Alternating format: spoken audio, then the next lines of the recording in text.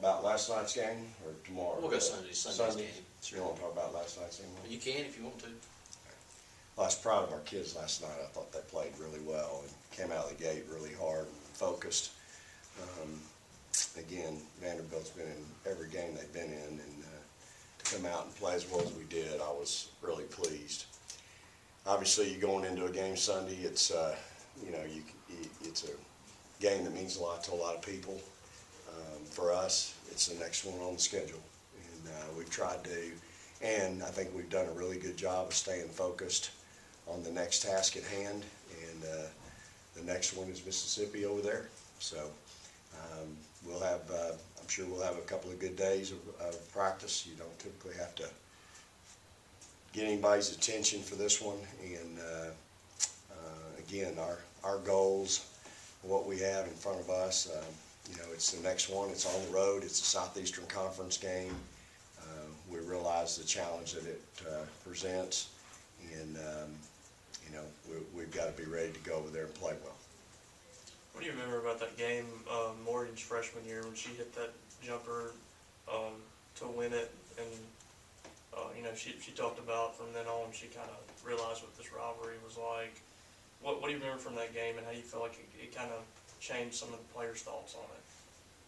Well, I think we got up early, and then maybe we were down at half, if I remember right, and then came back in the second half, and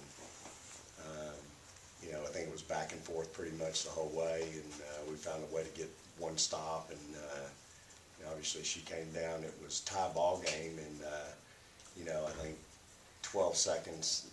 Some coaches are going to call timeout there. If you got playmakers, you got to let your kids make a play. And I passed on the timeout, and my playmaker made a play. And and again, I think that night it was on. I think it was on the SEC network. We've had a lot of fans go with us the last few years, and so it was a big win for us. Again, just in this particular ball game, energy's high at an all-time high, and emotions are pretty good. And I think you got kids on both teams that are really talented and play really hard. So it is a game that means a lot to a lot of people. You talked about before there were people that have traveled there that haven't done it in years.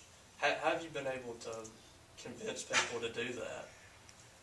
I just think it's our kids. I think it's the confidence that our fans have in our kids, and again, when we've traveled this year to a lot of places, Alabama, UALR, we've had a really good following, and heck, even in Knoxville, Tennessee, we had a pretty good group back there behind us. So I just think it's part of building the program. When you talk about building the program, part of it's your fan base, part of it's how you travel.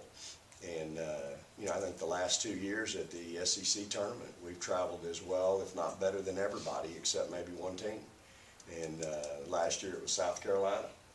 In Little Rock, I thought we had as many people there as anybody had there. So I'm proud of our fans. I'm proud that they believe in our kids and have confidence in our kids and want to be there to support them. And again, that's what being at this level is all about, in building that program, building your program and your fan base. Coach, is there ever a moment in a game where you're not coaching them, and you ever just reach a comfortable spot where you maybe ease up a little bit? Because I haven't seen it. Yeah,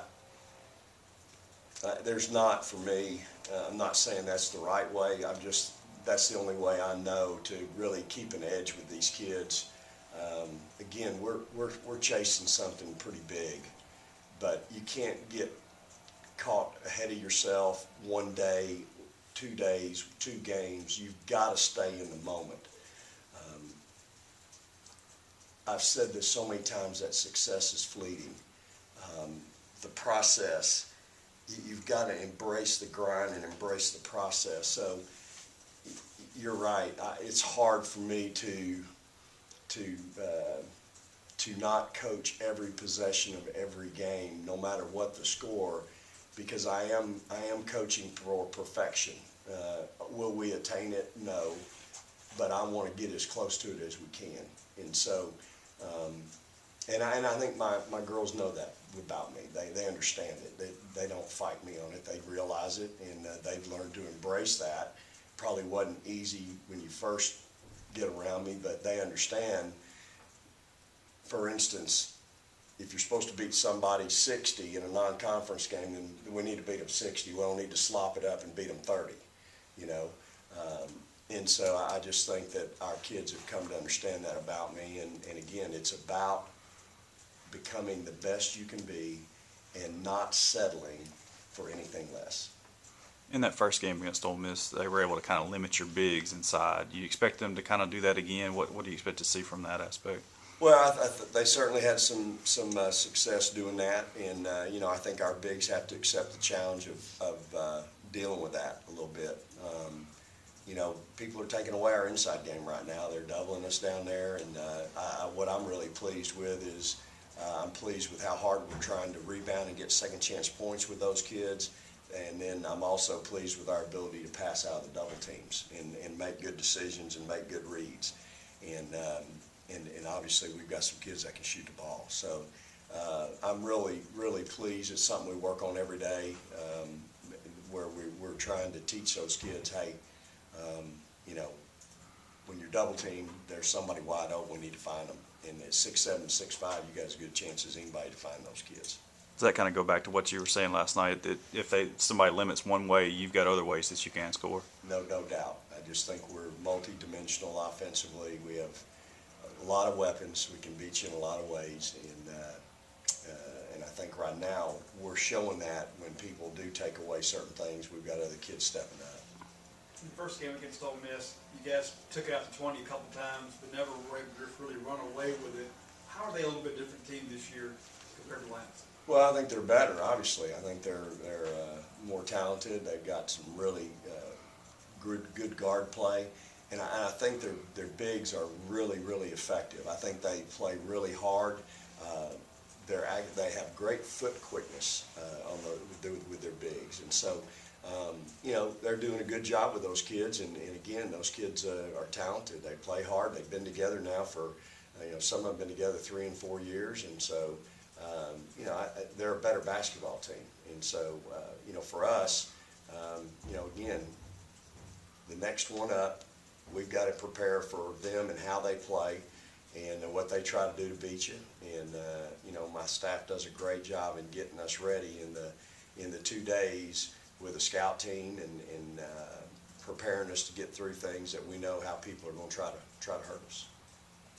Going back to the idea of striving for perfection, although it's not attainable, when you have so many different personalities though on a team, what's your approach to sort of, I guess, keep being you, but realizing that maybe not everybody's going to respond the same to that? Well, you're right. I mean, you know, not everybody responds the same, and I think that's the challenge as a coach, is you've got to know that the button on this one isn't the same button as the one over here. You got to punch a different one, and that's the challenge in coaching.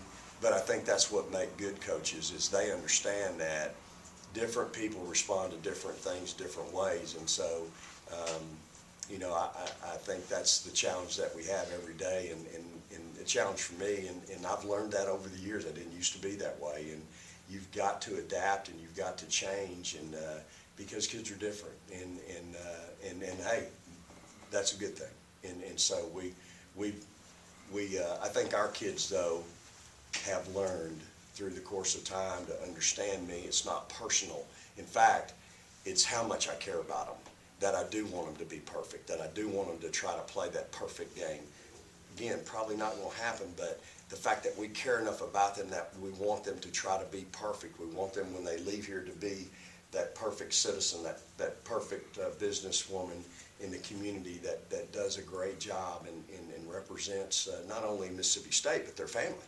And so it all goes hand in hand, but I give our kids a lot of credit, because they have come to learn and understand that about me. Do some of the in-state girls on the team, like Jazz and some of the others, do they talk about the rivalry very much? The girls are not.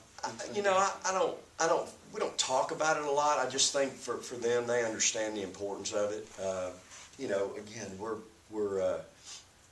I think with this team right now, we're all about the moment, and we're all about getting ready for the next one.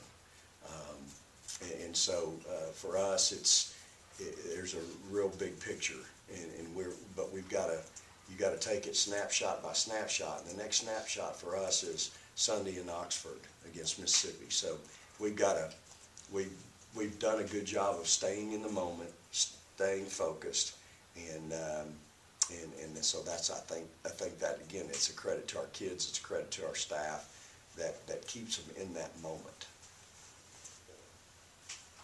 Any other questions?